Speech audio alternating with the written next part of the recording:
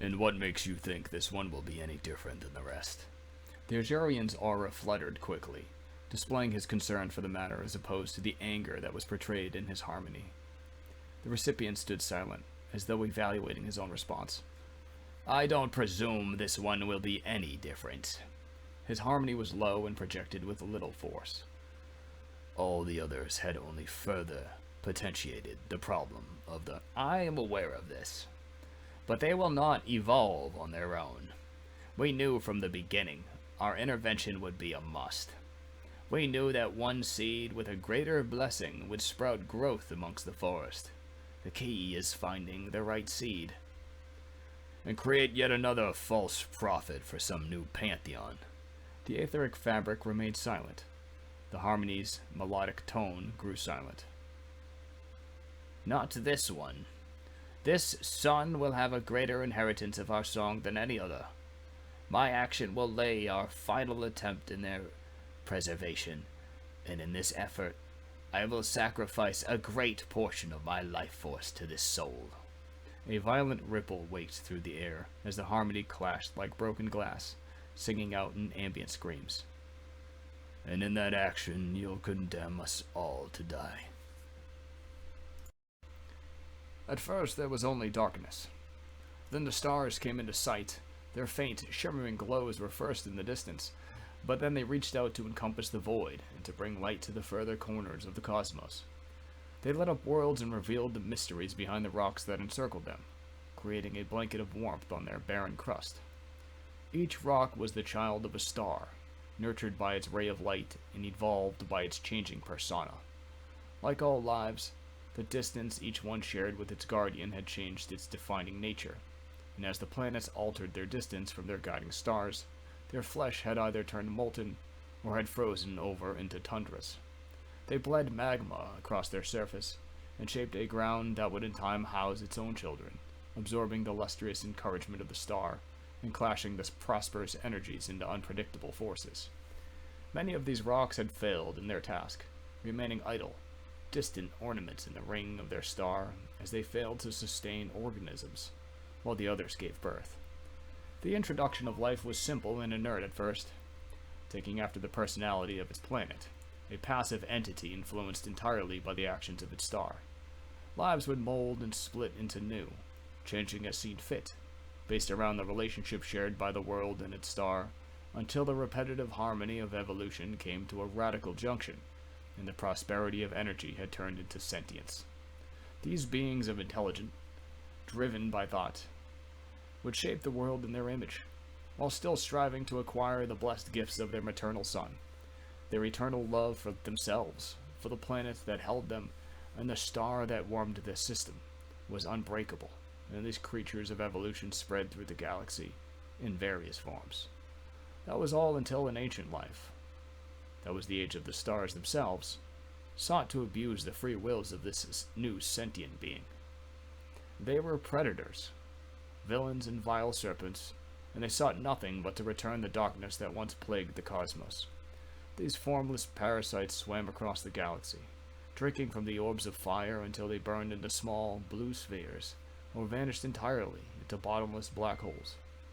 They wanted to consume the energy from the stars, but that energy was being passed down to a new form of life that these creatures could not feed from, and evolution took its place, like it does with all life, and soon these entities learned to drink from another source, known as empathy. These things are but only seen in our dreams, and there they hide, far into the imagination which has been deemed as foolish and forced to be forgotten by man. For dreams are but fictitious fabrications of our minds. Why would one be concerned with the imagery in the night? They are more than that, and they work far beyond the physical realm we are allowed to see. The act of dreaming itself is an outer-worldly nature that runs off predictable and logical outcomes, after formulating endless probabilities in the shroud of uncertainty.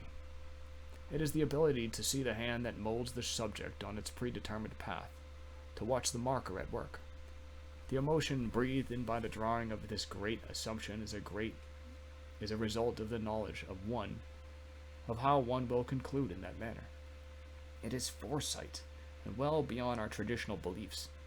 but it exists among the cosmos and the waking thoughts and desires that batter our inner beings as a life in itself, and that life as its current. It is the fabric in which we are all allowed to dream, a nebula, called forth when the planet deigned to create a sentient life, and it revealed greatly in the birthing of this creature and its empathy. It feasted on their turmoil, their conflicts, and the outrageous and unpredictable actions they were willing to take. It influenced and promised things that could not be attained in the simple routine life given to the sentient beings, as it slowly drowned the innocence it drank from their agonies, and it bred within them a horror. It poisoned each life as if it went from one another with an infectious despair. It would do so until the death of the race or until it had its fill of its chosen emotion, and in that moment it would choose a new sentient race, one that promised new forms of tears. These spawning leeches of the cosmos all played their roles of influence over the race of mankind by choosing a single emotion and driving it into excess. We have no words for these creatures, but that does not mean they go without names. They had been called many things in their lifespan by the races that had brought them to ruin. Only in the time of man will they be known as a term that could be spoken by our tongue. They are the primordians, but they are not without challenge, as one among them was born into the existence for a single purpose, and that was to bring ruin to their kind, the primordium of faith. Small glooming balls of light swam among the reaching nebulas, indicating the transitioning inheritance of the feeding genome. A portion of its soul would be passed on, a gift and a curse that gave the will and ability to communicate to the entity and to utilize the memories of its internal life. It was something only this one of its kind was capable of doing. The orb swam in circular loops towards the blue planet, passing into its atmosphere and seeking route into heart, only to be washed away in the ocean tides of civilization. Their lights dimmed before they were swallowed into the pressures of conformity or the outcasts' insanity, while the rest of the race had rejected them. The children were destroyed, but not before inadvertently passing on the taint. It was a blessing designed to rein the ambitions of man into a single unified weapon to fend off the reaching talons of envious entities. What I had saw was not meant to be seen, and this I could tell, by feeling her terrible scolding. The universe began to spin, as though an accelerated footage of an orbital star system before it became nothing but a blur beyond recognition. It narrowed in size, as if the universe had a defining edge, and carved into itself, falling into a massive black hole at its center. From that hole, she emerged. "My son," she spoke. Her voice distorted and terrifying. She spoke from a dark and twisted tongue, and her image was what could only be referred to as a demon by those of us who had been influenced by the illusion of religion. Though there was only black, the empty air around me shivered at her approach, and I looked into her depthless eyes, two orbs of pearlescent black. Her approach was quick, a blur. Without a step being taken, she dissolved and reappeared before me. I was looking down. I could no longer meet her eyes at this distance. Had she had breath, I would have felt it breathing down on me. Her vision pierced into my mind and throughout my thoughts, sifting through my experiences with unnatural ease. "They mustn't know, Derek." Her voice was cold and scaled across my flesh like growing frost. Miss Kendleton flashed before my eyes. Her interrogation techniques and her objective to find more was engrossingly apparent. It was in the picture, and my own form was like that of any other subject before me. I could delve within my thoughts, see clearly what was within my mind. As I grew agitated with Kathy's questioning, I spat out her next questions, answering them before she could even ask them. My head had grown cold at the sight of this, as a warning crept to the front of my mind, and all my thoughts went hollow. Sean's bolstering pride encouraged me. I could see it. The smile growing on my face while I ran about on the field was joyous. I could impress, and better yet, I could perform precisely the way I was wanted to. Sean's amazement at my executions were thrilling, up until the picture of my past froze over and shattered like glass, the piercing sound of it bringing me to my knees. "They cannot know what you can do, Derek." Her image appeared before me, replacing the shattered glass imagery that floated among the void. She was changing in her image. Her hair was darker, her skin was whiter, Her eyes were not how I had known them. She was growing more sinister every time we met. She was suddenly in a lab coat, her hair shriveled to a smaller size and turned into a brownish blonde. A male doctor came to his side, revealing a clipboard with documents on its side, and the two lab officials turned off to the side, looking at it together. Their interest had perked, and curiosity was on the horizon, as they looked over the recent blood work of a strangled victim, Derek Kenyon, and how none of the numbers added up. It was miraculous he was alive, but stranger yet, how he was entirely unresponsive to synaptic or neurosedative solutions. They wanted to know more. The picture vanished, leaving her at its center. In the flash of an eye, her hand was on my arm, scaling up it with its long, fang-like fingernails, painted in the same sinuously black as hair. Small shards of ice were left behind where her nails had surfaced across my flesh, and her fingers climbed up to my shoulder, icing it in the same frigid temperatures. I had lost too many children that way, she said in a motherly tone that would have sounded caring, had it not have been for the desolate sense of abandonment in this forsaken prison. Her fingers slid up my neck and under my chin, placing the tip of her fingernail under my face, numbing any feeling I had in that region with its frigid touch. She made me rise from the ground and forced me to look at her. Just be a good son and obey.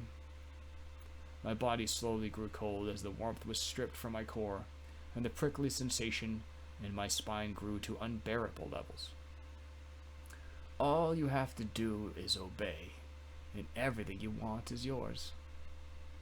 Suddenly, I was jolted upward, as though in an elevator that rose through floors at immaculate speeds. I continued to rise until I reached the level of wakeful consciousness. There was a strange numbing sensation in my head, or at least I think it was my head. The side of my head? I tried moving, but my body was frozen, stiff as a corpse, and to struggle against it just made it even more uncomfortable. Slowly, as anticipated, I regained the movement in my fingers and then my toes, and as the vibrations left my body, I felt the same numbing, well, more like stinging sensations in the side of my face. What the hell happened? Derek, I'm gonna hit you again, my sister threatened. Well, that explains it. I rose my body up as fast as I could. When I did so, the sensations of moving upright continued past what I was physically capable of doing, and it felt as though I had completed a full somersault. I raised my hands to my head and clutched it, feeling that it was still there on the tips of my fingers, despite the room, which decided to continue to spin in vertical fashion. Derek, come on, I don't have time. I already have to meet with your counselor today, which I didn't even know you had. What do you need a counselor for? Her voice sounded distant, and I tried focusing on its direction. I came from all sides, bouncing off walls that weren't even there and bending along with the current of the astral winds. I could hear it twice, both in ambient form and as inner dialogue as I tapped into my own consolidating portions of my mind. Then my world flipped upside down. At first, I had assumed my rapid transition was another strange pseudo-movement from my awakenings.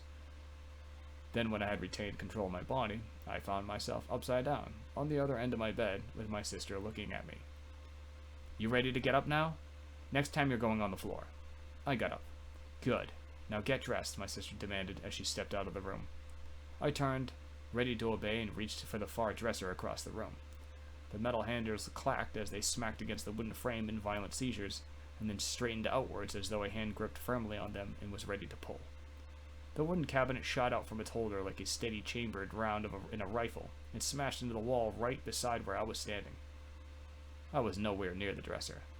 What the hell was that? Asked my sister as she returned in the doorway and saw one of the cabinets from the dresser across the room, with scattered clothing marking its projected trail.